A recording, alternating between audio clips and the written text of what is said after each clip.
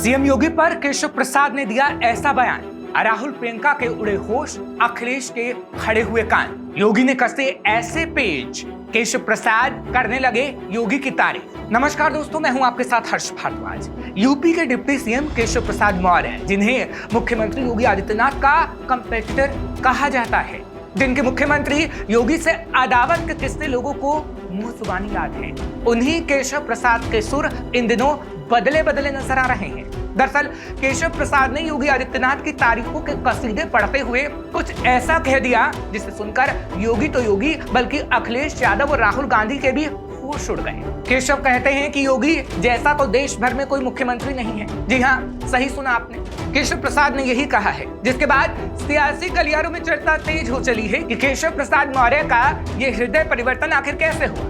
पूछा जा रहा है कि क्या योगी आदित्यनाथ की पॉपुलैरिटी के आगे केशव ने अपने हथियार डाल दिए या फिर उपचुनाव तक के लिए अपने गुस्से और नाराजगी को होल्ड पर रख दिया। केशव प्रसाद मौर्य के मुंह से मुख्यमंत्री योगी आदित्यनाथ की तारीफ सुनकर तो एक बार ये भी लगा कि शायद वो फ्लो में ऐसा बोल रहे, लेकिन जब उन्होंने दोबारा दोहराया तब जाकर हैरान परेशान लोगों को यकीन हुआ कि गुणगान योगी आदित्यनाथ का ही किया जा रहा है। ये बात इसलिए भी हैरान कर रही है कि अब अगर योगी आदित्यनाथ को केशव प्रसाद मौर्य देश का बेस्ट मुख्यमंत्री बताएंगे तो भला कौन हैरान नहीं होगा।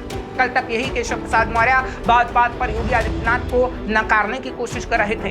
अपने बयानों, हाव भाव और बीजेपी के कद्दावर नेताओं से मिलकर तो यही मैसेज देने की कोशिश कर रहे थे कि यूपी सरकार में बहुत बड़ा बदलाव होने वाला है। लेकिन केशव की बात सुनकर तो अब लगता है कि बदलाव के पहिए की रफ्तार पर अचानक ब्रेक लग गया। अभी कुछ दिनों पहले ही सरकार से बड़ा संगठन वाला बयान देने वाले केशव प्रसाद मौर्य ने उम्मीदों से ज्यादा योगी आदित्यनाथ की तारीफ करके सबको चौंका दिया। दरअसल उपचुनाव की तैयारियों में जुटे केशव प्रसाद मौर्य ने मिर्जापुर में कहा, देश में भी बीजेपी की सरकार है और राज्य में भी। आप भी ये जानते और मानते हैं कि हमारी डबल इंजन की सरकार स्वतंत्र भारत के इतिहास में सबसे अच्छा काम कर रही है। दुनिया में प्रधानमंत्री मोदी जैसा कोई दूसरा नेता है क्या, और देश में योगी आदित्यनाथ जैसा कोई दूसरा मुख्यमंत्री है क्या।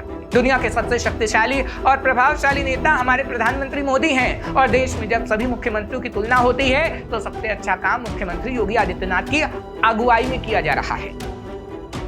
कार्यकर्ताओं के बीच दिए गए इस बयान के बाद से ही ये चर्चा चल रही है कि क्या मुख्यमंत्री योगी आदित्यनाथ और केशव प्रसाद मौर्य के बीच दूरियां खत्म हो गई हैं? क्या दोनों में अब सब कुछ ठीक हो गया है? ऐसा माना जा रहा है कि इस तारीफी बयान के पीछे यूपी की 10 सीटों पर होने वाले विधानसभा के उपचुनाव हैं।